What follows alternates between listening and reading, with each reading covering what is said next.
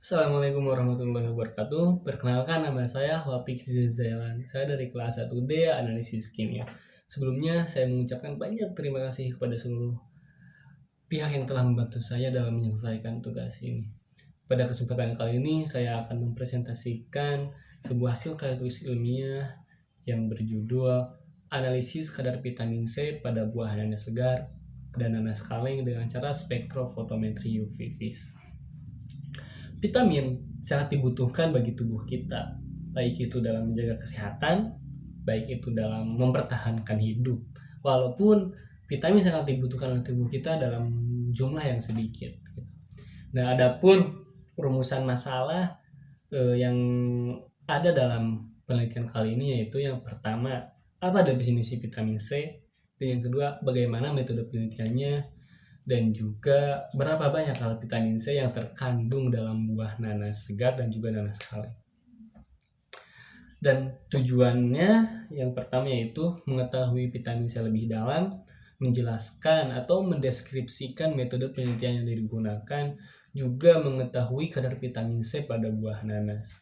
Serta manfaat yang ada dalam penelitian kali ini yaitu semoga menjadi sebuah referensi atau sebagai landasan bagi pengetahuan gitu, dan juga diharapkan karya tulis ilmiah ini dapat menjadi ilmu yang bermanfaat dan memberikan wawasan luas bagi masyarakat juga orang lain gitu.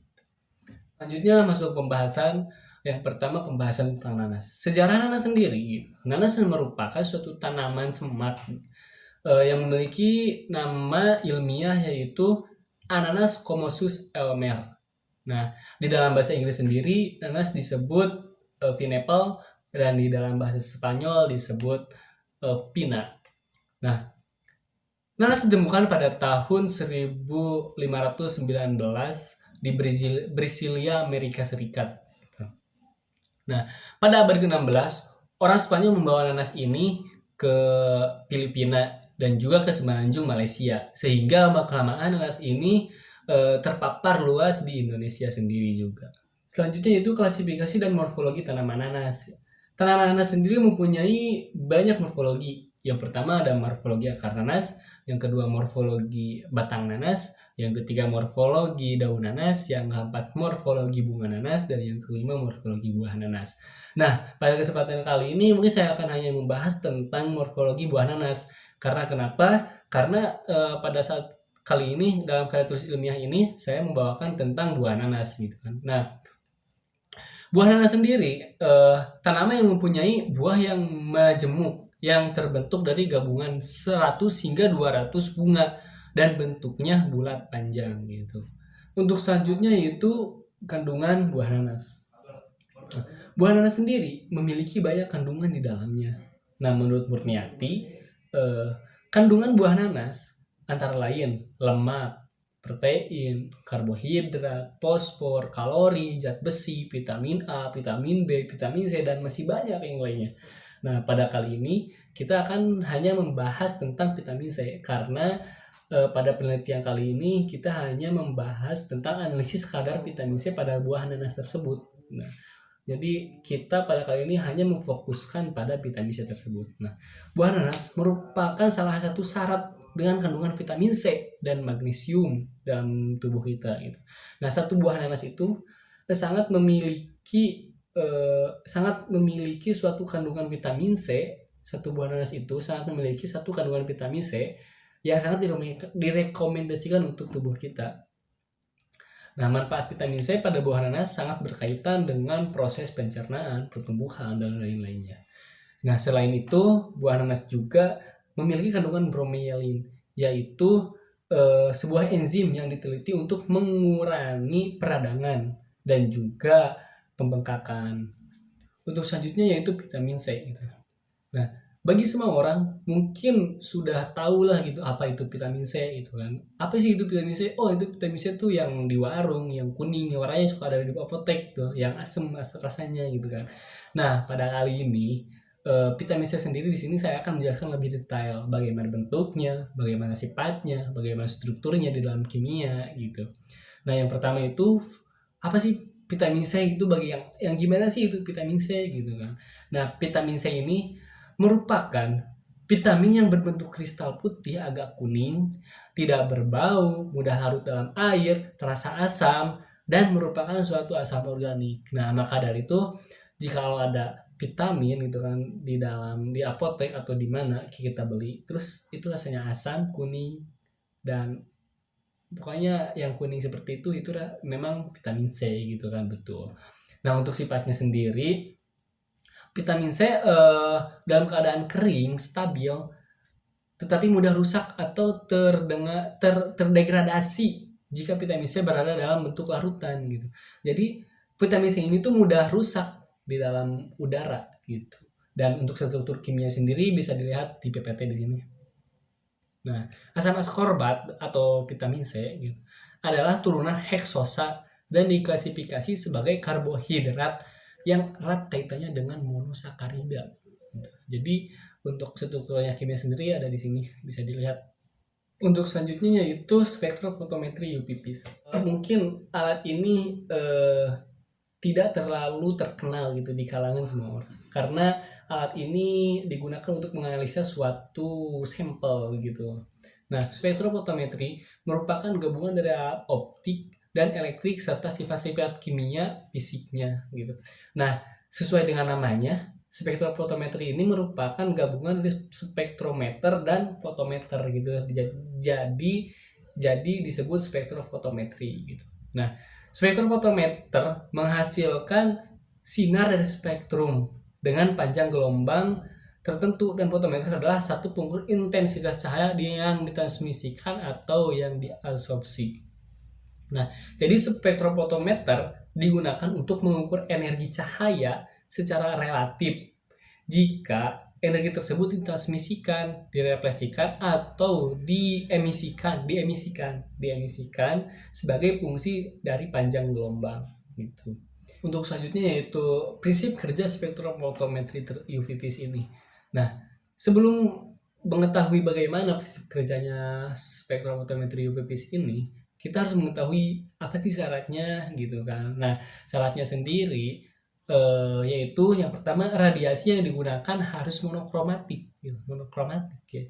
Nah, yang kedua itu energi radiasi yang diabsorpsi oleh sampel tidak menimbulkan reaksi kimia. Dan yang ketiga, sampel atau larutan yang mengabsorpsi harus homogen. Jadi homogen, tahu kan lah homogen gitu kan. Homogen itu menyatu gitu. Nah, yang keempat, tidak terjadi fluoresensi atau fosforesensi dan indeks refraksi tidak berpengaruh terhadap konsentrasi. Jadi larutan tidak pekat, harus encer gitu. Nah, larutan itu tidak boleh terlalu pekat, tapi harus encer gitu. Nah, cara kerjanya itu seperti ini. Jadi si spektrofotometri itu menggunakan suatu cahaya gitu. Nah, jadi yang pertama itu bisa dilihat di gambar ya, si sumber cahaya. Nah, masuk melewati itu pintu masuknya itu. Nah, yaitu monokromatornya itu yang itu pintu masuk, penyebar cahaya, pintu keluar. Nah, si cahaya masuk ke dalam penyebaran cahaya. Nah, habis masuk ke dalam penyebaran cahaya, keluar lagi dalam pintu keluar itu. Nah, sehingga si sampel itu ditembak oleh si sinar cahaya, ya si sumber cahaya ini. Nah, dan masuk ke dalam detektor. Nah, sehingga setelah masuk ke dalam detektor, nanti akan timbul nilai di dalam spektrofotometri di dalam alatnya itu gitu. Untuk selanjutnya yaitu metode penelitian. Nah, sebenarnya dalam metode penelitian dalam menganalisis kadar struktur vitamin C itu banyak sekali metodenya. Tapi saya hanya menggunakan yang ini. Penelitian ini menggunakan metode analitik eksperimen dengan memeriksa kadar vitamin C pada buah nanas. Ada beberapa metode, ya makanya saya bilang ada beberapa metode yang dikembangkan untuk menentukan kadar vitamin C. Nah, salah satunya adalah dengan menggunakan metode spektrofotometri UV-Vis ini gitu. Dan untuk selanjutnya yaitu instrumen penelitian. Nah, untuk instrumennya sendiri alat yang digunakan yaitu yang pertama spektrofotometri UV-Vis. Itu alat yang paling utama di dalam penelitian kali ini. Dan juga peralatan gelas, kertas saring, timbangan analitik, mortar, stamper, dan alat yang dibutuhkan lainnya gitu. Dan desain penelitian yang digunakan adalah analitik eksperimen, pengambilan sampel dilakukan secara sampel random sampling gitu kan. Jadi analisisnya itu dengan random sampling. Untuk selanjutnya yaitu prosedur penelitian. Nah, untuk prosedur penelitian pada percobaan kali ini yaitu prosedur yang digunakan itu adalah buah nanas segar dan juga buah nanas kaleng. Nah, pertama buah nanas kaleng dan juga buah nanas segar itu diambil dagingnya ya. Nah, habis itu dicincang kecil-kecil. Nah, habis itu disaring, diambil filtratnya. Nah, habis itu dicairkan dicairkan dengan Aquades 100 ml itu. Nah, habis dicairkan dengan Aquades 100 ml, kita pipet 10 ml dan dicairkan kembali oleh Aquades 100 ml. Gitu. Nah, habis itu si cairan tersebut si sampel tersebut dimasukkan ke dalam spektrofotometri untuk diukur absorbansinya menggunakan spektrofotometri tersebut. Untuk kerangka konsep penelitian sendiri, yang pertama itu buah nanas segar, yang kedua itu buah nanas kaleng. Bisa dilihat di sini nih. Nah, untuk kadar vitamin, buah nanas segar dan juga buah nanas kaleng, nanti kita dilihat kadar vitamin C-nya di dalam buah tersebut gitu. Untuk konsep penelitiannya. Untuk selanjutnya yaitu hipotesis penelitian. Seperti yang saya bilang tadi, untuk hipotesis penelitian tersebut ini ada H-nya dan H0-nya juga gitu kan. Nah, H-nya sendiri apakah ada perbedaan kadar vitamin C pada buah nanas kaleng dan juga nanas segar ini? Itu juga H0-nya. Tidak ada perbedaan kadar vitamin C pada buah nanas dan juga nanas segar dan juga nanas kaleng ini. Begitu. Jadi untuk hipotesis penelitian tersebut gitu, hanya itu apakah ada perbedaan kadar vitamin C-nya, yang kedua apakah tidak ada perbedaan kadar vitamin C-nya gitu. Dan untuk selanjutnya itu variabel penelitian. Untuk variabel penelitian sendiri ada variabel bebas dan ada variabel terkait. Nah, untuk buah nanas sendiri, untuk variabel bebasnya sendiri yaitu buah nanas segar dan juga buah nanas kaleng. Nah, untuk variabel terikatnya itu kadar vitamin C. Jadi kita untuk variabel terikatnya mencari kadar vitamin C yang ada di dalam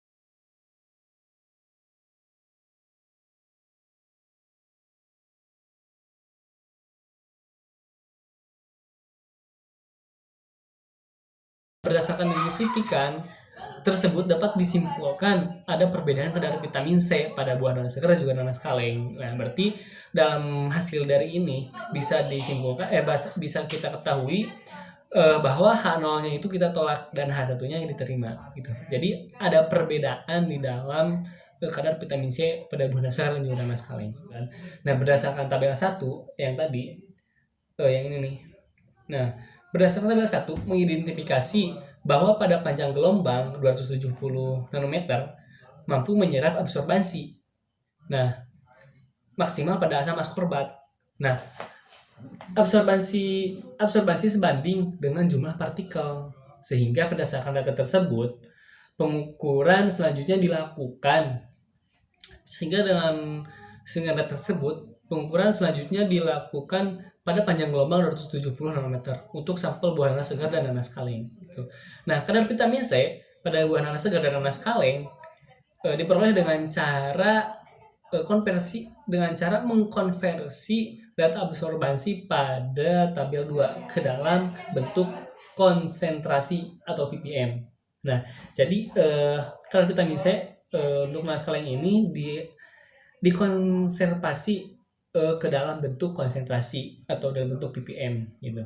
Nah, kadar vitamin C pada buah nanas kaleng lebih kecil daripada kadar vitamin C pada buah nanas segar.